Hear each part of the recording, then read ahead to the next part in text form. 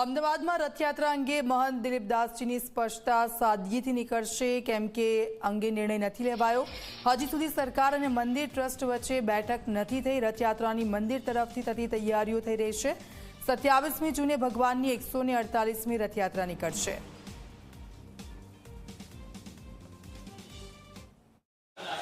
જેવી રીતે કે ભગવાન જગન્નાથજીની આ આગામી રથયાત્રાના પૂર્વે બહુ એક મોટી દુર્ઘટના બની છે, આપ સૌ જાણો છો।